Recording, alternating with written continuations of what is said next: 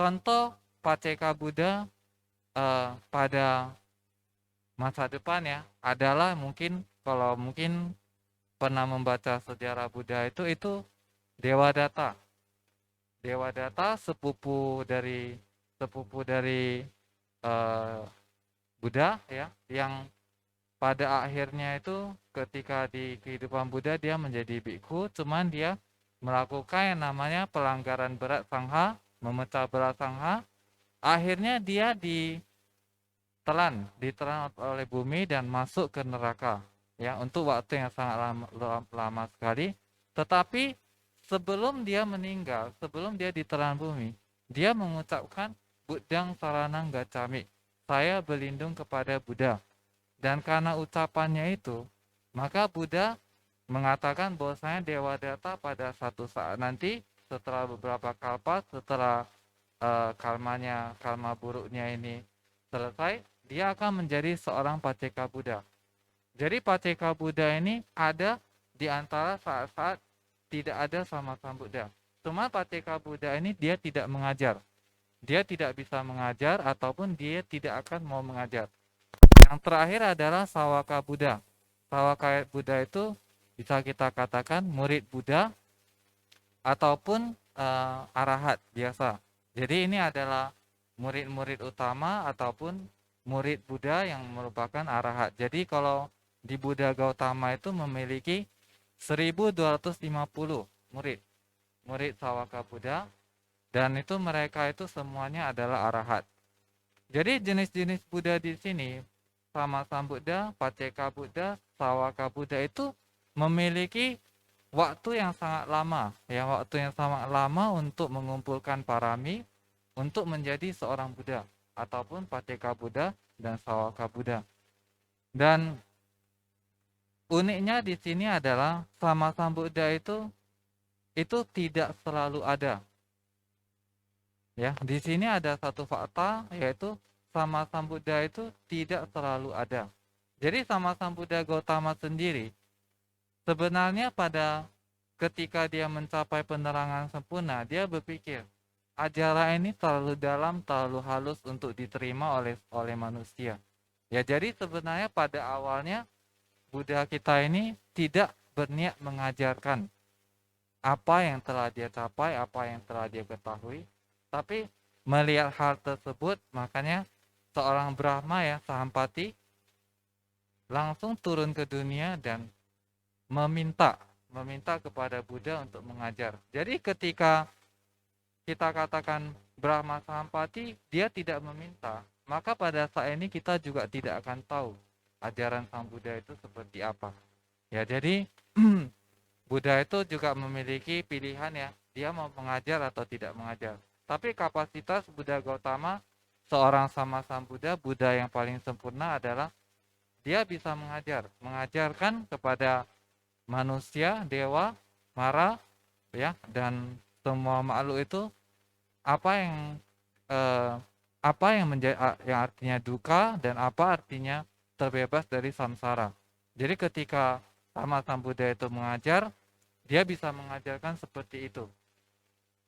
Dan sekarang Bante ingin mengajak kita untuk sedikit berpikir dulu. Mungkin pada saat ini Anda merasa bahwasannya ajaran Buddha ini biasa-biasa saja. Ya kan? Ajaran Buddha ini biasa-biasa saja.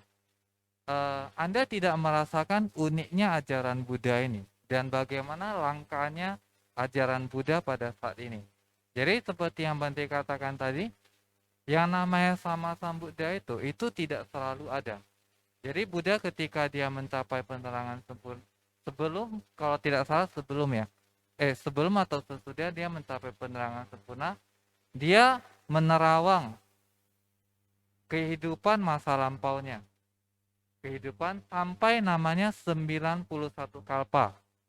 Atau kalau kita bahasa Inggris itu katakan 91 aeon.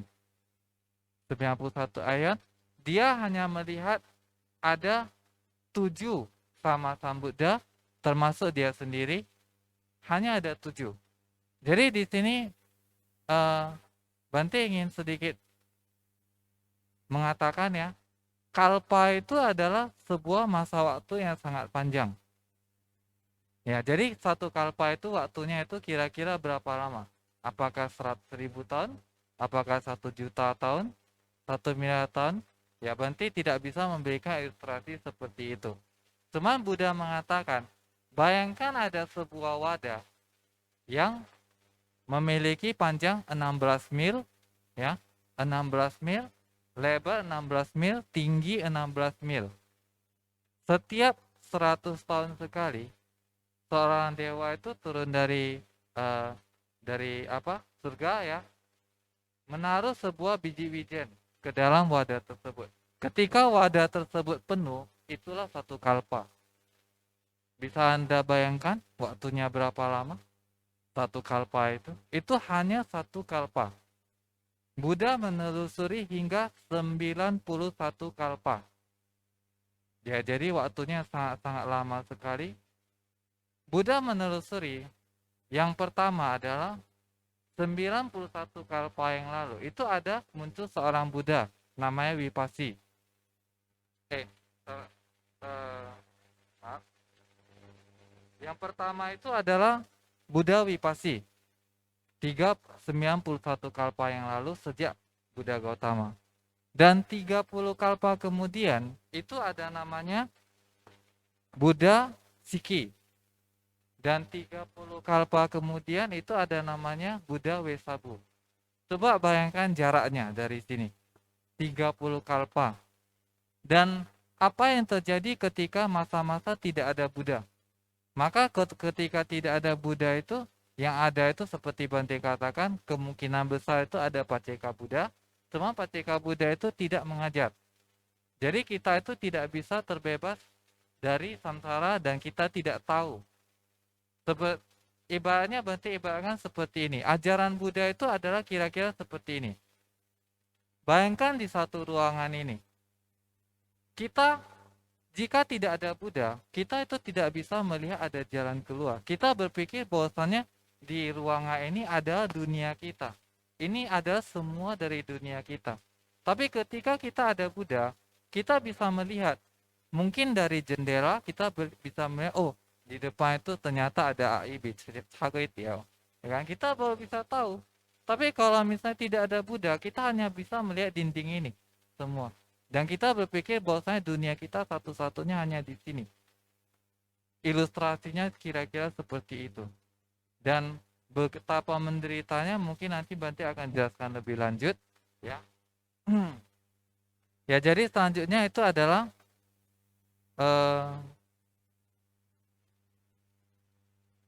ya, jadi semua ajaran Buddha itu adalah sama.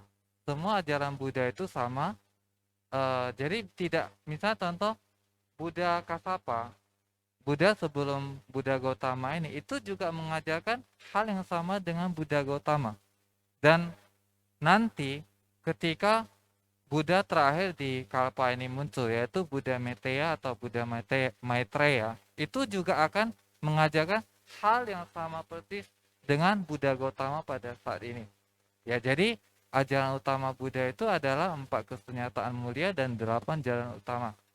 Ya, jadi apa itu duka?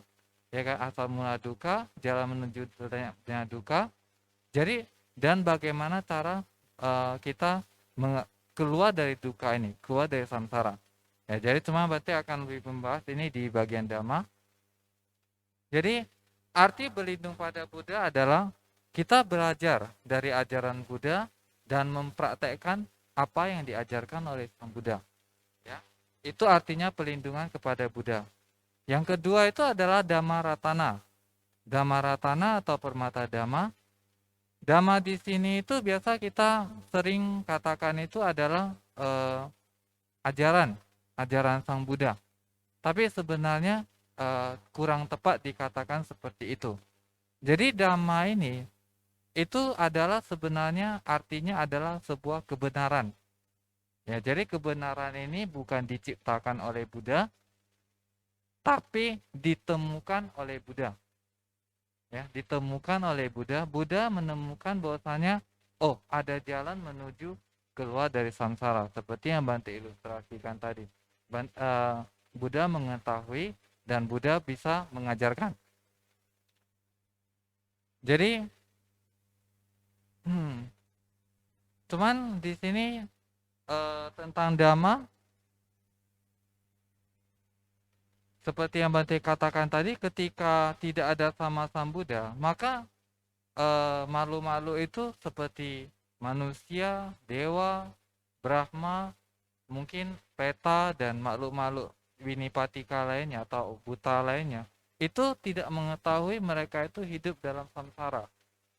Ya, jadi samsara itu dari tadi Bante mengatakan beberapa kali, samsara itu artinya tumimba lahir. Jadi hari ini itu kita hidup sebagai manusia. Kita hidup sebagai manusia yang lengkap ya, yang tidak memiliki kekurangan, hidup nyaman. Tetapi ini jika kita tidak terbebas dari samsara, maka kita akan terlahir lagi. Bante akan menjelaskan betapa mengerikannya hal ini ya, samsara ini. Jadi di sini coba kita bayangkan dulu. Apakah Anda di sini semua merasa ada kesusahan atau kekurangan?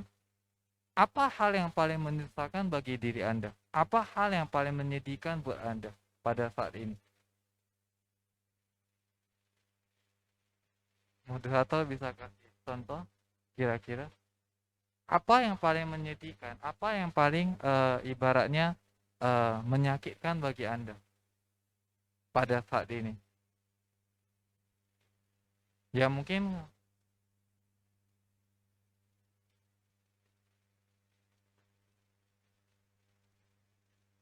hal yang paling kesulitan berarti ya bagi kita.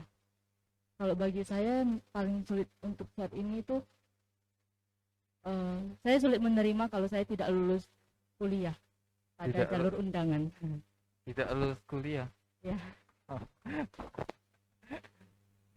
Sabar-sabar ya. Ya jadi oke. Jadi mungkin itu penderitaan ya, penderitaan. Cuma Bante yang di sini masukkan mungkin sebuah penderitaan yang lebih ya. Ya saya contohkan mungkin sebuah mengalami penyakit ya, kehilangan orang yang dicintai atau kita sayangi ya, ataupun mungkin sesuatu kejadian yang benar-benar membuat kita itu hancur dalam kehidupan kita. Dan pastinya saya ilustrasikan karena banyak anak muda di sini, saya ilustrasikan seperti ini saja. Anda itu pasti pengen punya pacar ataupun Anda pasti punya pacar. Ya, jadi bagaimana rasanya jika misalnya, ketika Anda diputuskan oleh pacar Anda, ada bagaimana ketika misalnya pacar Anda selingkuh dari Anda atau meninggalkan Anda dengan alasan yang tidak logis misalnya. Pasti Anda merasa sakit hati sekali kan. Wah, seperti dunia ini aduh, mau runtuh gitu kan.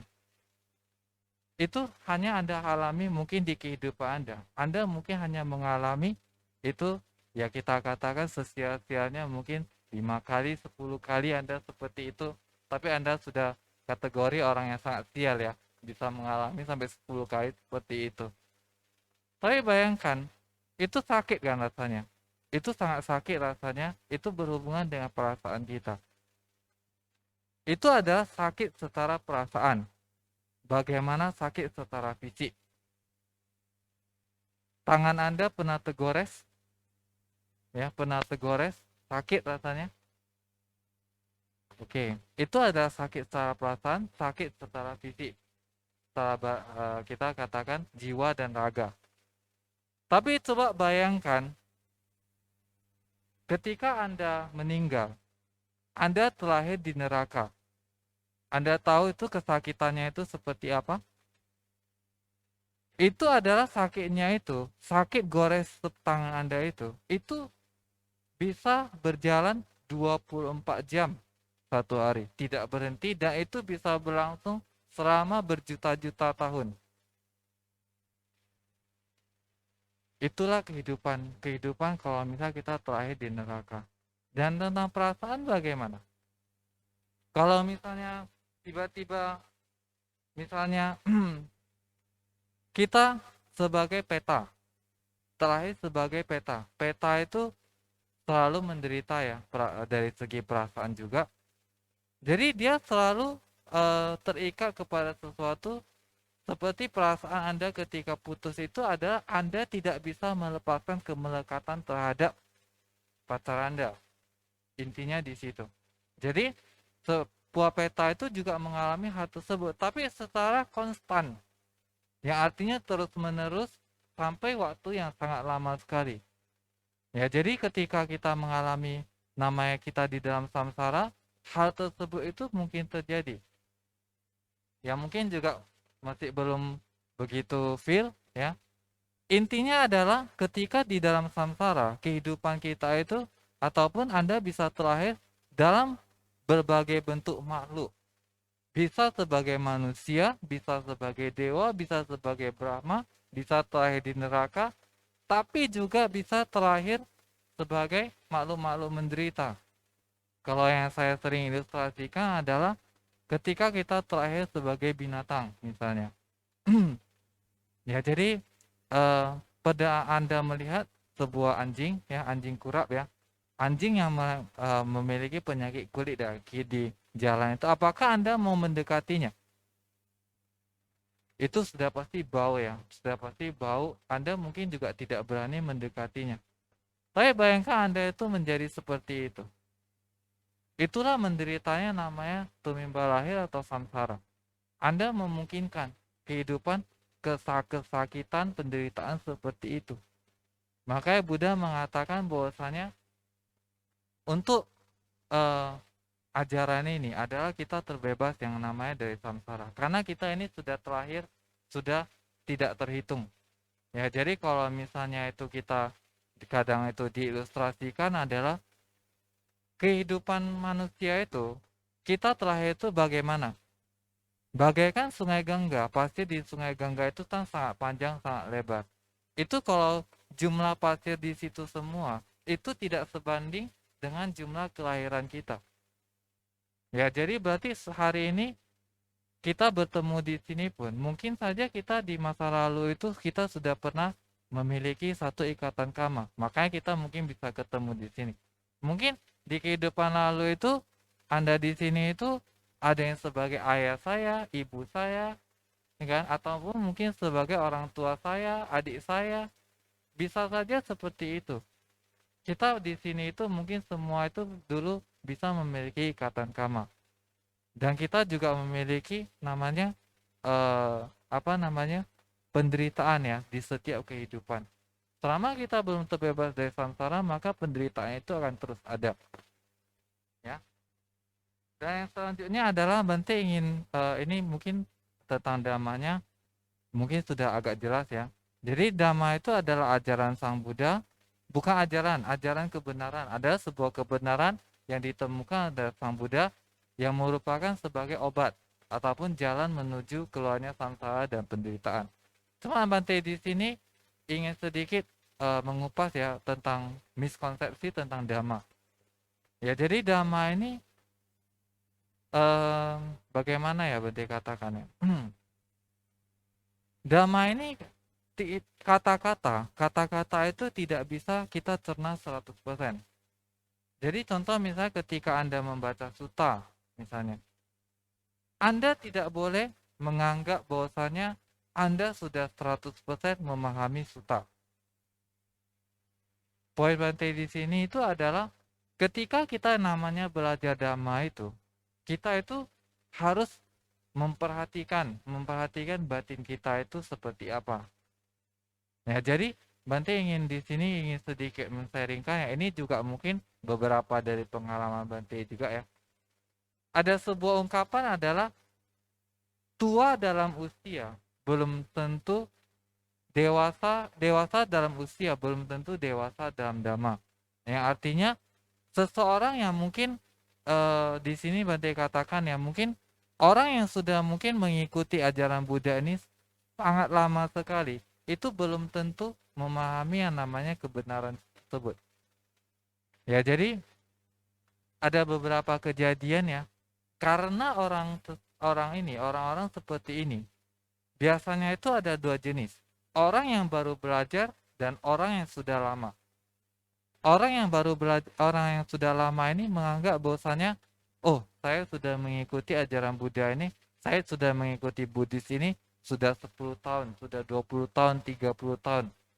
Saya sudah pasti lebih mengerti daripada Anda. Saya sudah pasti lebih mengerti, saya sudah, bahkan ya yang lucunya ini Bante juga pernah kejadian ya, waktu itu Bante masih biku baru ya, masih biku baru satu wasa kalau nggak salah waktu itu. Ya Bante diceramahi oleh umat ya tentang dhamma, tentang seperti ini ya oleh senior seperti itu. Bante bukan maksudnya mengatakan bahwasanya hal tersebut salah, bukan seperti itu. Ya. Jadi Sang Buddha sendiri mengatakan bahkan seorang anak kecil jika dia mau mengajarkan kita sesuatu yang berharga, itu juga kita harus pelajari. Ya, bukan maksudnya Bante bukan maksudnya oh karena Bante biku dia umat, dia tidak boleh mengajari Bante, bukan seperti itu. Ya, cuman orang ini mengatakan dhamma-dhamma yang kalau menurut Bante itu tidak sesuai dengan yang namanya apa yang diajarkan Sang Buddha.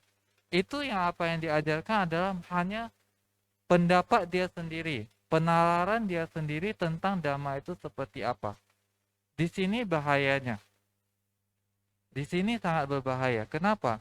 Karena penalaran dhamma seperti ini, banyak orang itu setelah mengikuti ajaran Buddha ataupun mengikuti Buddhis itu dalam waktu yang sangat lama, tetapi tidak eh, mendapatkan dalam tanda kutip ya, mendapatkan apa-apa, tidak mendapatkan manfaat apa-apa karena cara belajar yang salah tentang kebenaran seperti ini. Jadi ya ketika paling baik itu adalah ketika kita belajar dhamma itu adalah paling baik itu adalah kita sharing. Ya, paling baik itu adalah sharing dengan bhikkhu sangha ataupun dengan sharing dengan sesama teman. Tapi ingat, ketika kita membahas dhamma itu, yang pertama itu kita jangan ada ego. Tidak boleh ada ego dalam membahas dhamma. Ya, jadi ada orang, oh, saya lebih tahu daripada Anda, saya lebih hebat daripada Anda. Ketika hal tersebut muncul, maka dhamma itu sudah tidak ada. Kebenaran itu sudah tidak ada. Ya. Yang selanjutnya adalah jadi arti berlindung pada dhamma itu adalah belajar dari ajaran Sang Buddha dan berlindung dari dhamma itu adalah melihat ke dalam diri kita sendiri, memahami kotoran batin dan berusaha melenyapkan kotoran batin tersebut. Ya karena waktunya Bante agak percepat saja ya.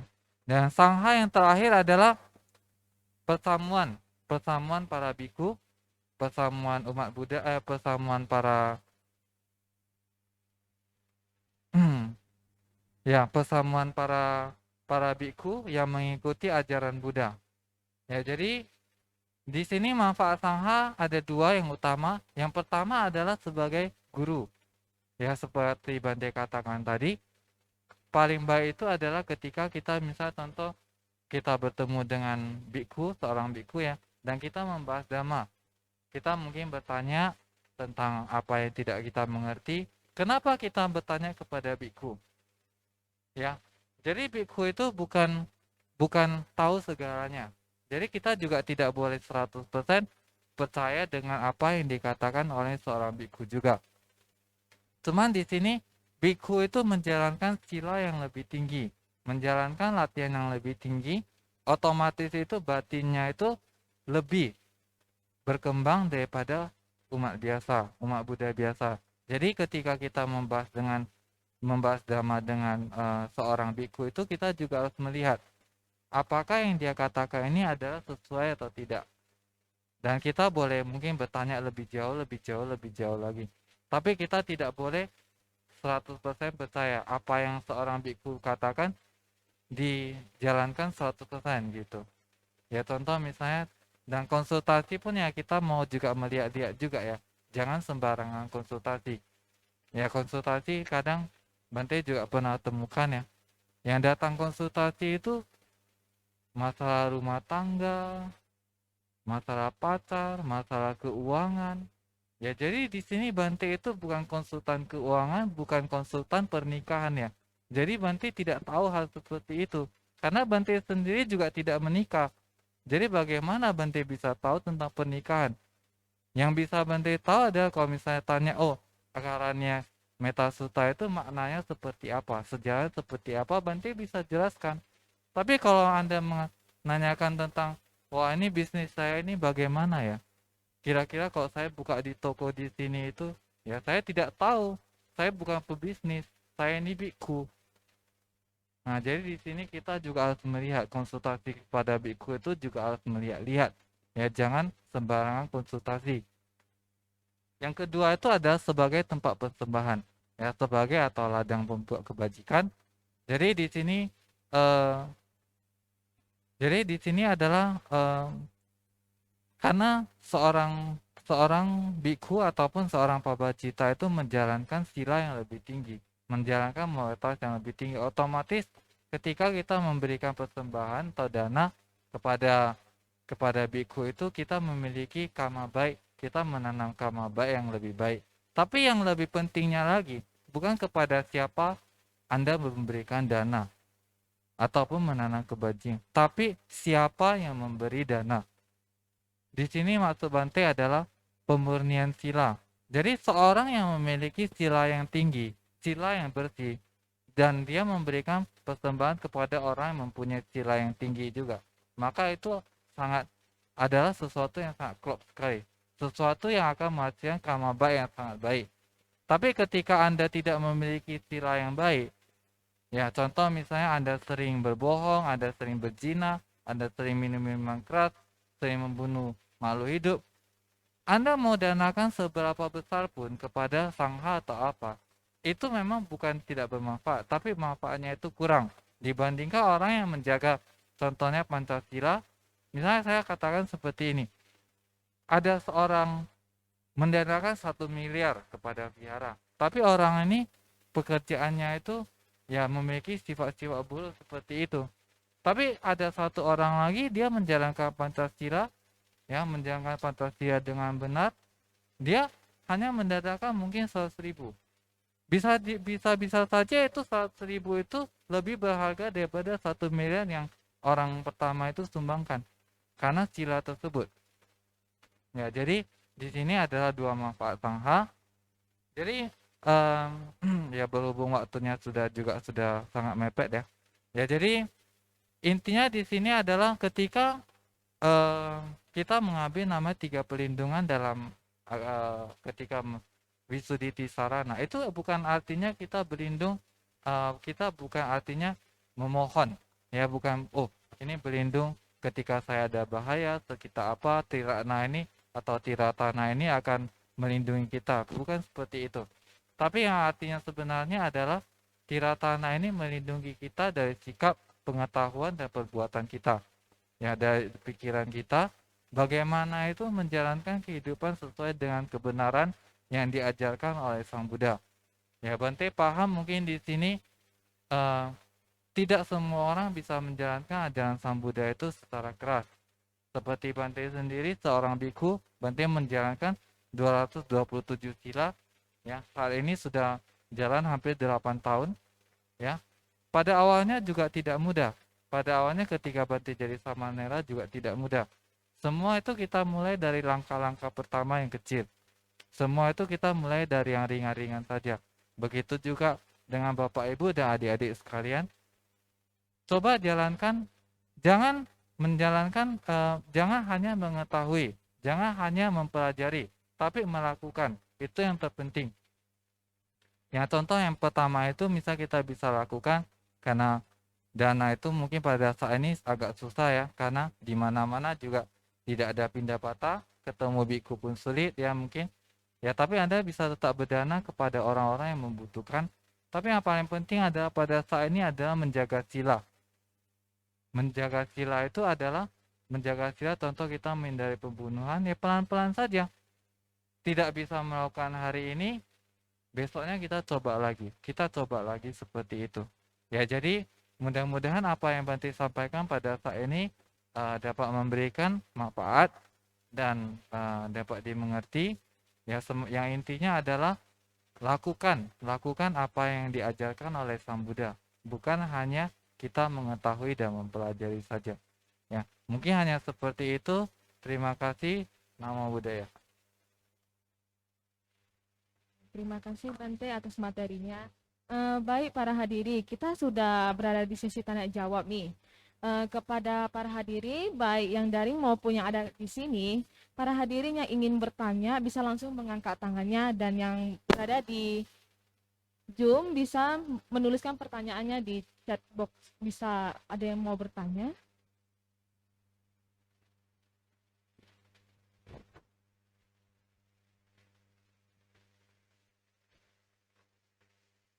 Yang dari online, apakah ada yang mau bertanya?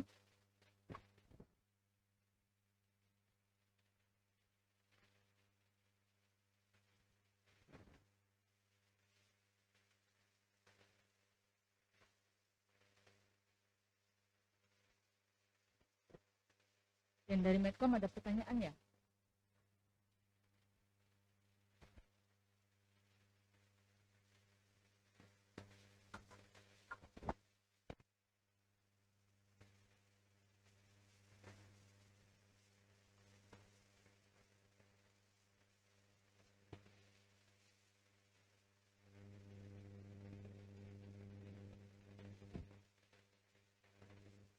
Pertanyaan dari Dharma Wogo Wogispri.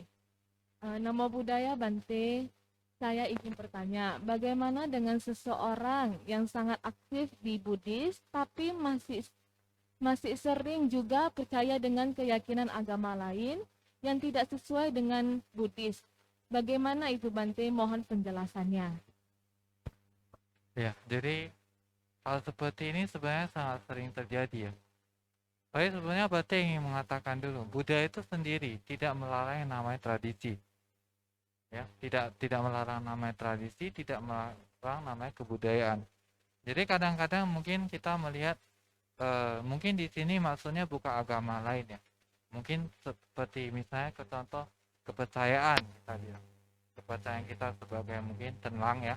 Mungkin punya kepercayaan. Sebenarnya hal tersebut itu tidak masalah. Yang terpenting adalah ketika kita menjalankan Buddhis itu berarti kita memiliki sadar terhadap Buddha, Dhamma, dan Sangha. Ya. Dan itu kita tidak akan bisa memaksakan. Kita tidak boleh memaksakan bahwasanya apa yang kamu percaya adalah benar, apa yang kamu percaya adalah salah, apa yang saya percaya adalah benar. Kita tidak boleh berpikir seperti itu. Ya, jadi kalau kita harus mengingat, jadi ada satu sutta ketika Buddha menjelaskan kepada seorang Raja Mara yang namanya Paharada ya. Di situ dikatakan perumpamaan Dhamma itu seperti samudra. Ya, jadi itu samudra itu tidak langsung dalam, itu pelan-pelan dulu dari mulai dangkal-dangkal sampai dalam. Begitu juga dengan kondisi batin manusia. Ya, kita tidak bisa memaksakan, kita tidak boleh memaksakan. Oh kamu harus seperti ini, itu salah, tidak boleh seperti itu. Justru ketika dia masih bisa aktif di Buddhis contoh misalnya, itu sudah sangat baik. Pelan-pelan kita jelaskan, pelan-pelan kita berikan masukan, oh Buddhis itu seperti ini, Buddhis itu seperti ini, sampai dia mengerti sendiri. Kita tidak boleh memaksakan, intinya adalah itu. Ya mungkin jawaban saya hanya seperti itu. Ada yang ingin bertanya lagi yang di sini?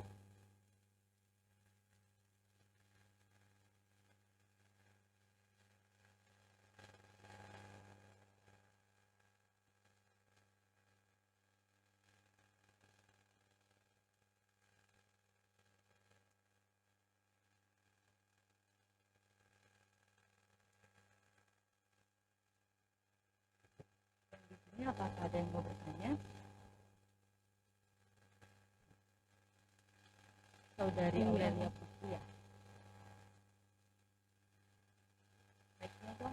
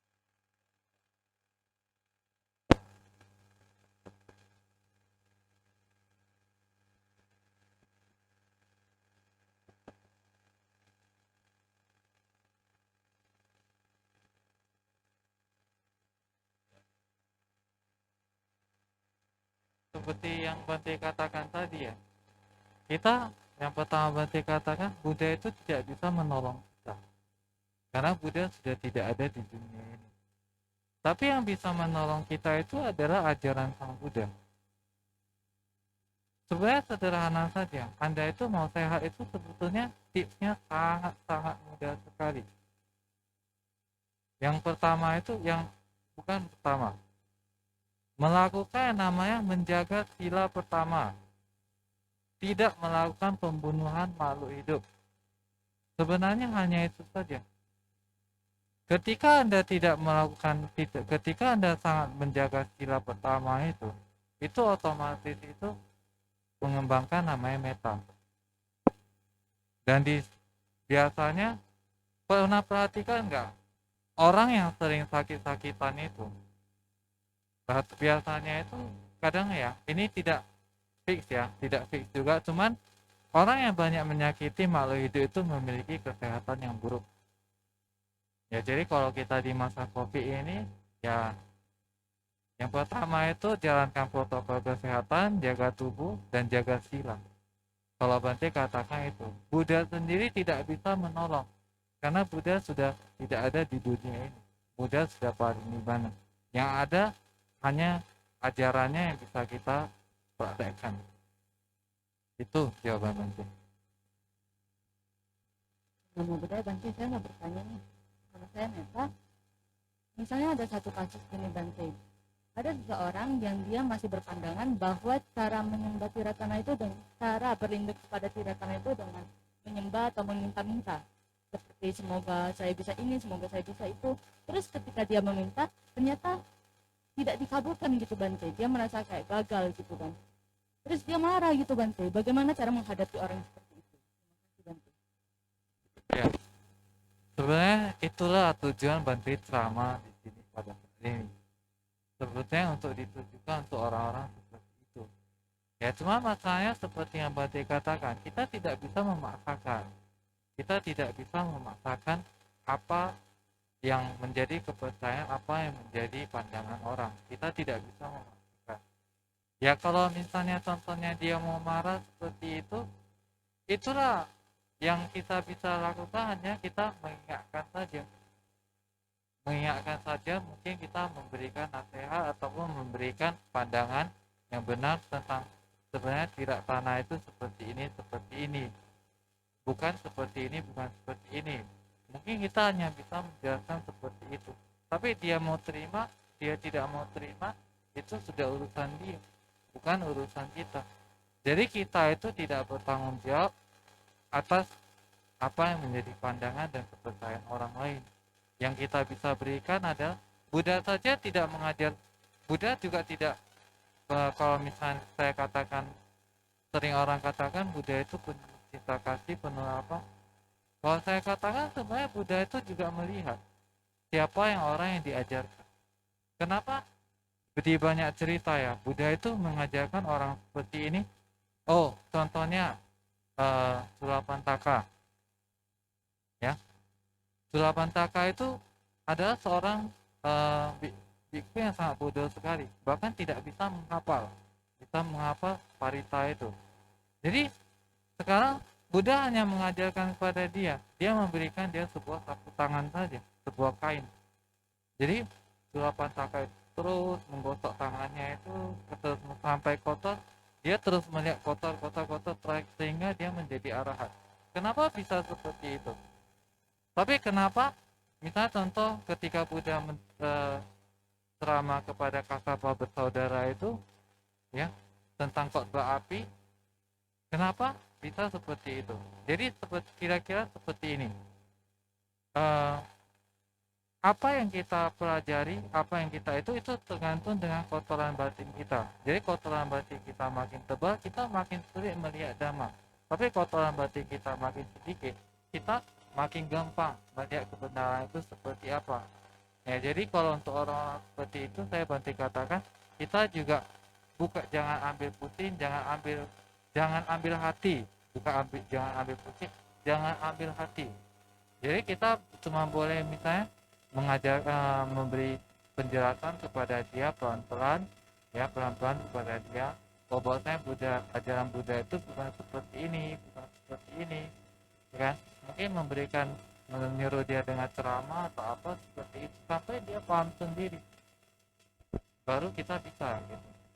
Jadi kalau memang, tapi kalau dia sudah tidak mau, ya berarti dia anggap ini mungkin di vihara ini seperti kelenteng. Oh minta kepada dewa, minta kepada apa, ini nggak manjur ini vihara ini sama orang ini boheng kan, orang bilang seperti itu kan, ini boheng ini vihara ini. Ya kalau dia sudah mau seperti itu, kita mau bagaimana coba? Ya kira-kira seperti itu. Nanti ada satu pertanyaan lagi nih dari Owen Kimia. Nama budaya Bante, saya ingin bertanya, jika dharma itu adalah kebenaran yang universal, berarti dharma itu berlaku bagi semua kondisi. Jadi maaf bagi kita untuk mengambil pernyataan Visarana itu apa, Bante? Bagus sekali pertanyaan. Ya jadi benar seperti ini. Ini pertanyaan. Jadi seperti ini. Kalau misalnya seperti yang Bante katakan tadi, dhamma itu adalah sesuatu yang universal, berarti berlaku kepada semua. Jadi ketika kita mengambil Visarana itu untuk apa gitu? Bukannya sia-sia saja. Tapi mesti mengingat kembali apa yang Bante jelaskan tadi. Namanya mengambil Visarana atau 3 perlindungan itu artinya apa? Seperti yang Bante jelaskan tadi. Itu artinya kita belajar. Kita belajar dan mempraktekkan ajaran Sang Buddha. Kita berlindung kepada sifat-sifat mulia Buddha. Ya, kita mempelajari Buddha itu seperti apa, Dhamma kita mempelajari Dhamma yang benar, dan Sangha itu kita belajar secara langsung dan menjadi ladang kita. Itu artinya berlindung. Tapi kalau misalnya yang namanya universal, bayangkan tadi masa Bante katakan adalah masa-masa tidak ada Buddha. Itu kan berarti tidak ada ajaran. Itu berarti tidak ada namanya Tiratana. Tidak ada namanya Tiratana. Jadi orang tidak bisa keluar dari samsara. Ya jadi apa yang mereka lakukan itu ya hanya berputar-putar seperti itu saja. Ketika mereka di satu hidup itu melakukan banyak perbuatan buruk, maka dia akan terakhir di alam menderita. Ketika dia banyak melakukan perbuatan baik, dia akan terakhir di alam bahagia. Tapi hanya waktu-waktu tertentu saja. Dan kehidupan di alam dewa Brahma yang paling tinggi pun itu tidak kekal. Itu pada suatu saat mereka itu akan meninggal juga. Tidak akan terlahir lagi. Jadi universal di sini memang benar. Buddha itu mengambil poin-poin penting. Mana kebenaran ini yang harus kita ketahui untuk menyelamatkan diri kita itu dari duka. Itu kalau kita mengetahui namanya Tisarana. Tapi kalau tidak, maka hal itu tidak akan ada. Tetapi dia tetap saja ketika misalnya contoh umat agama lain itu menjaga sila, contohnya seperti tidak melakukan pembunuhan, tidak melakukan perzinahan, tidak melakukan minum-minuman keras, hasilnya sama seperti kita. Cuma masalahnya adalah kita bisa keluar dari ruangan ini atau tidak. Poinnya cuma di situ saja. Ya, itu kira-kira jawaban nanti.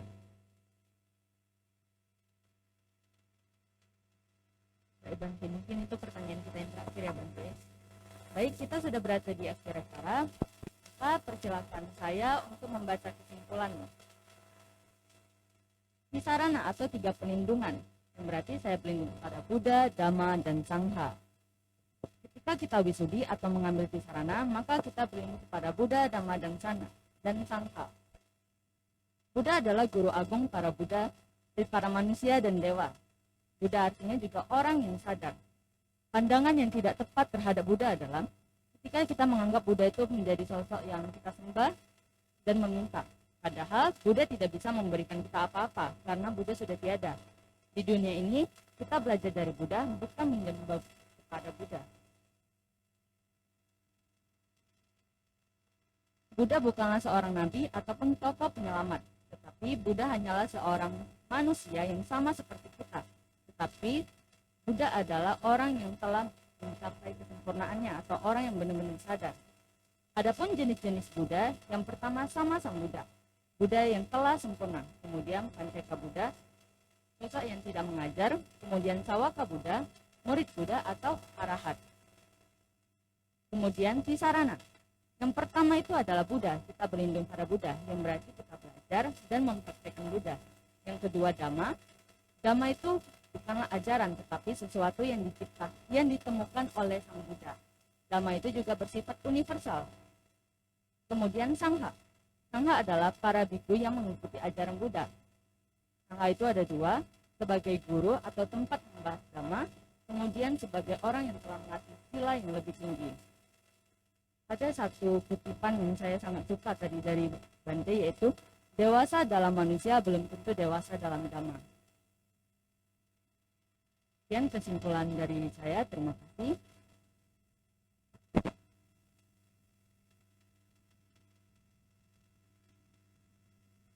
Udah nggak terasa nih ya, kita udah sampai di penghujung acara. Maka marilah kita tutup dengan melakukan pelimpahan jasa yang akan dipimpin oleh Yama Bante Tanisawaro. Kepada Bante, dipersilakan.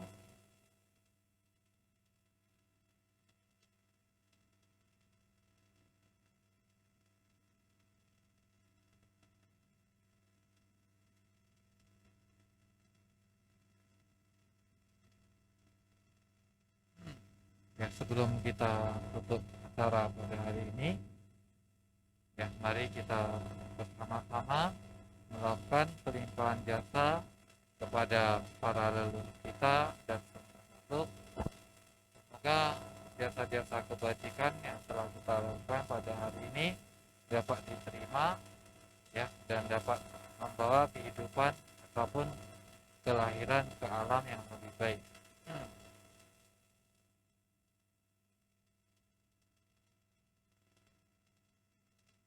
Yata wariwaha pura paripurenti sakarang ewa isojinam tetanang upakapati ititang patitang sumnang kipang ewa samijaso sabde purentu sangkapa tandu panarato yata manijo sikasu yasa sabitiyo iwajanto sabarogo binatato mate bawan wantarayo suki digayuko bawa api wadana tirita nitang uda patayno tataru dhamma wadanti ayuwano suka balang jayanto bodhiya mule sakayana Adiwadano ewang tawang wijayo oh hijaya sujaya manggale aparadita palangke sise patalipo kare abiseke sababudana agapato pamodati tunakata Sumanggalang supa batang subutita sukano sumuku tota suitang brahmacari supada inang kaya kama waca kama pada kina manu kama panidite pada kina nikasawana labantate pada kini bawatu sabah manggalang rakantu sabah dewata sabah buddhanu bawena sabah dhammanu bawena sabah sanghanu bawena pada soti bhagwantu te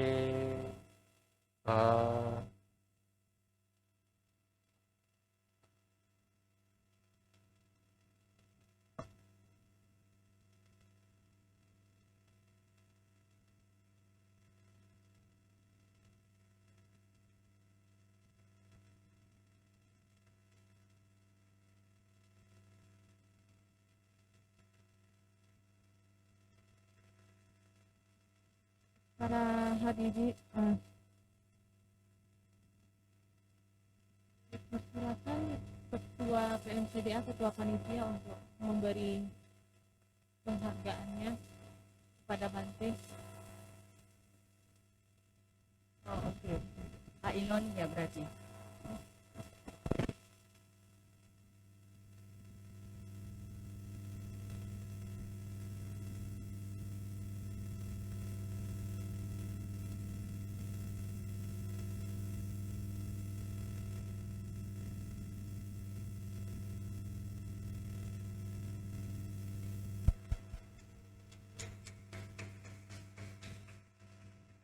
Terima kasih Bante.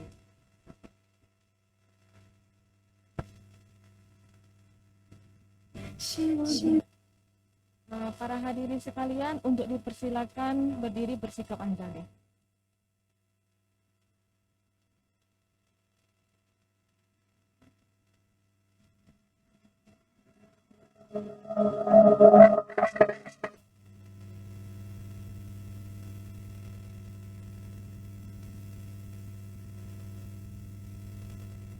Baik, kepada para hadirin sekalian, tunggu sebentar ya. Jadi kita ada beberapa pengumuman. Yang pertama, pada tanggal 7 Mei, tepatnya minggu depan, hari Jumat, kita akan kembali lagi dalam Pekan Pembabaran Dhamma yang akan dibawakan oleh Yang Mulia Suhu Agasara dengan tema tradisi dan agama Buddha. Dalam rangka menyambut Hari Trisuci Waisak, Wihara Dharma Aura juga menyediakan 108 paket persembahan yang terdiri dari lilin, air, makanan, manisan, buah-buahan, dupa, bunga cetia, pohon bodi, dan obat-obatan senilai 108.000, dan ada juga dana lilin pelita senilai 20.000. Bagi peserta yang ingin berdana dapat menghubungi kontak person yang sudah tersedia. Baiklah, akhir kata saya Meta Saya Mehwa. sebagai moderator pamit undur diri. Terima kasih kepada para hadirin yang telah mengikuti rangkaian acara. Selamat pagi dan Namo Namo Buddhaya. Buddhaya.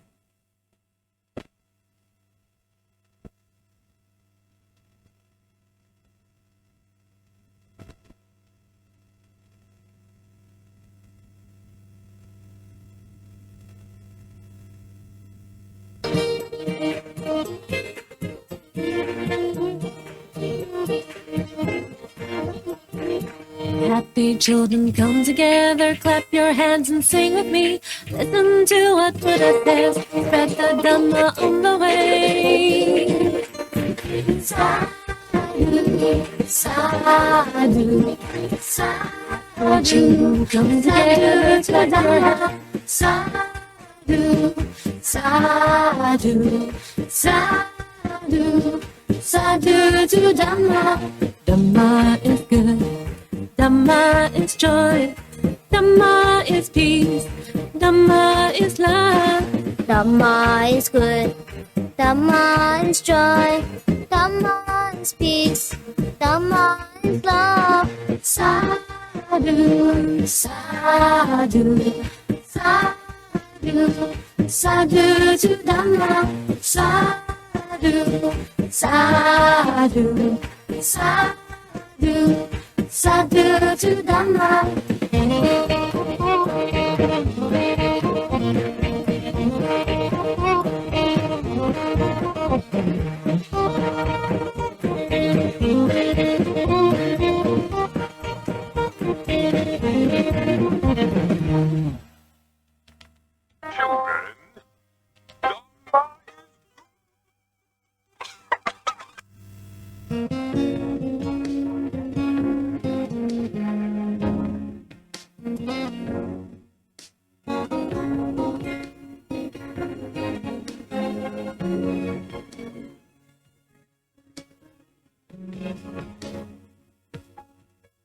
Melihat keindahan yang sejati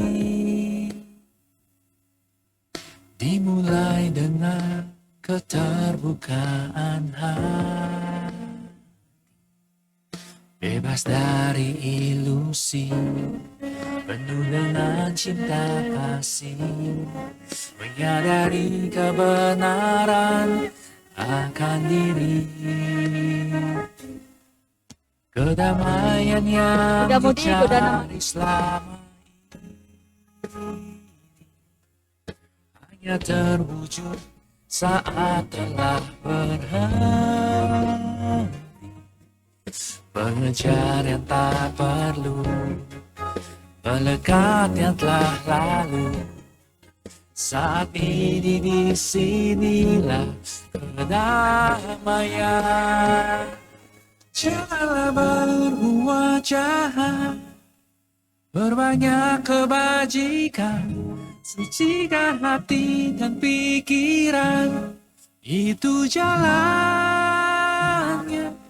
Beautiful heart, peaceful mind is the path to happiness.